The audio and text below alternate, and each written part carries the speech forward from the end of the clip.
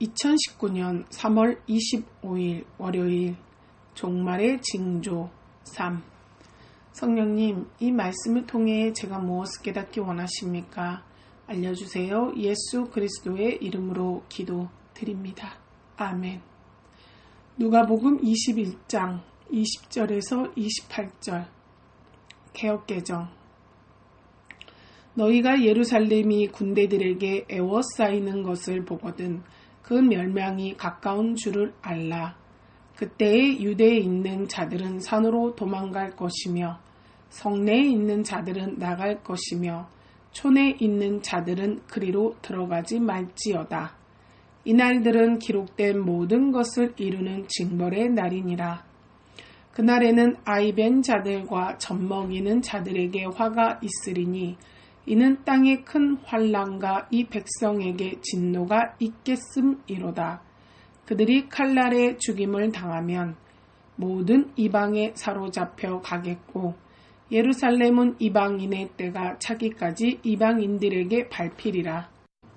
1월 성신에는 징조가 있겠고 땅에서는 민족들이 바다와 파도의 성난 소리로 인하여 혼란한 중에 공고하리라. 사람들이 세상에 임할 일을 생각하고 무서워하므로 기절하리니 이는 하늘의 권능들이 흔들리겠음이라. 그때의 사람들이 인자가 구름을 타고 능력과 큰 영광으로 오는 것을 보리라. 이런 일이 되기를 시작하거든 일어나 머리를 들라 너희 속량이 가까웠느니라 하시더라. 아멘. 쉬운 성경.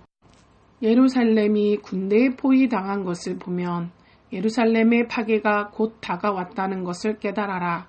그때의 유대에 있는 사람들은 산으로 도망하여라. 예루살렘 안에 있는 사람들은 빨리 빠져나가거라. 시골에 있는 사람들은 예루살렘 안으로 들어가지 마라.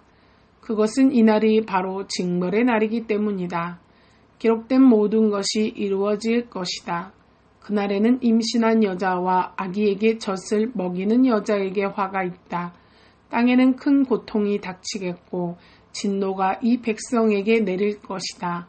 그들은 칼날에 쓰러질 것이며 여러 나라의 포로로 붙잡혀 갈 것이다.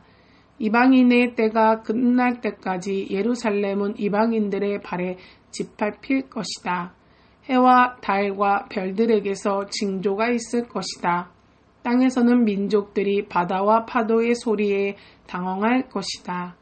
사람들은 세상에 닥칠 일을 예상하며 두려워하고 기절할 것이다. 이것은 하늘에 있는 권세가 흔들릴 것이기 때문이다.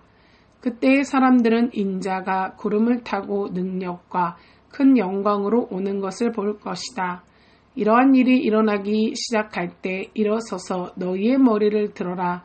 이는 너희의 구원이 가까이 오고 있기 때문이다. 아멘. 본문 요약.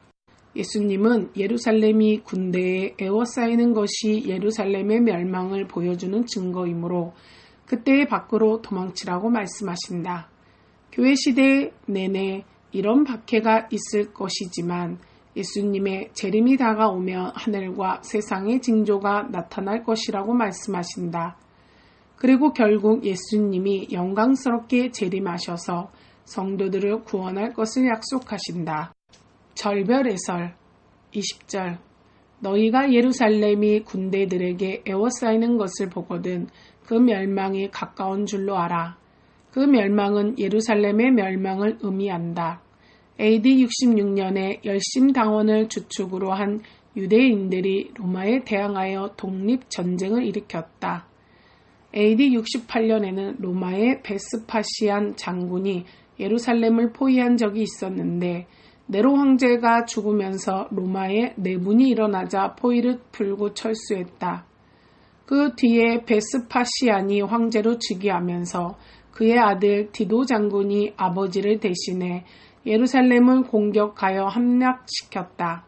교회 역사인 유세비우스의 교회사에 의하면 예수님의 이 말씀을 기억했던 많은 예루살렘의 성도들은 예루살렘이 공격당하기 전에 베레아 지방의 펠랄로 피신하여 위기를 모면했다고 전해진다.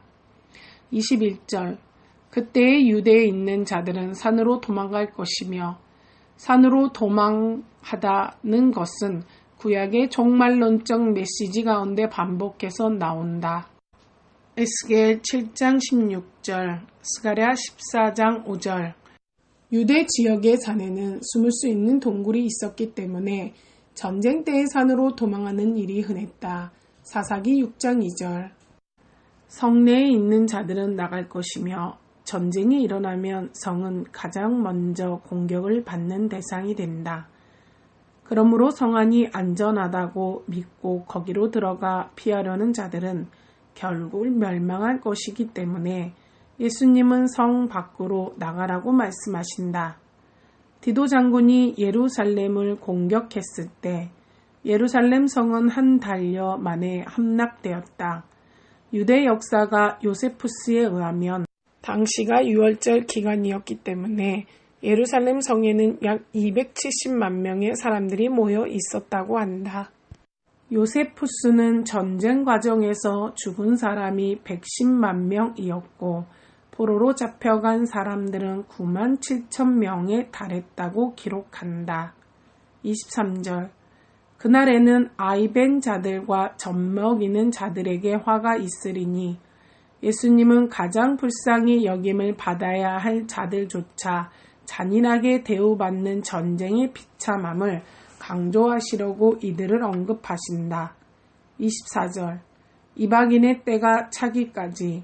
이방인의 때는 예수님의 초림부터 재림까지의 종말의 기간을 의미한다. 요한계시록 11장 2절. 교회는 교회의 시대 내내 이방인들로 상징되는 세상의 박해를 맞는다. 25절. 1월 성신에는 징조가 있겠고 종말의 시기에 이런 천체의 변화나 세상의 변화는 하나님이 처음 창조하신 첫 창조의 질서가 무너질 것을 의미한다. 27절. 인자가 구름을 타고 타고는 원어적으로 뭐뭐 안에 라는 뜻이다. 구약 성경에서 구름은 하나님의 임재와 영광을 상징한다. 열왕기상 8장 11절. 예수님이 구름을 타고 오신다는 것은 예수님이 영광스러운 하나님으로 이 땅에 다시 오실 것을 의미한다. 28절. 너희 속량이 가까웠느니라. 속량은 값을 대신 치르고 사다라는 뜻이다. 즉 예수님이 십자가에서 성도를 대신하여 죗값을 치르고 우리를 사신 그 결과가 완성될 것이라는 뜻이다. 저자의 묵상.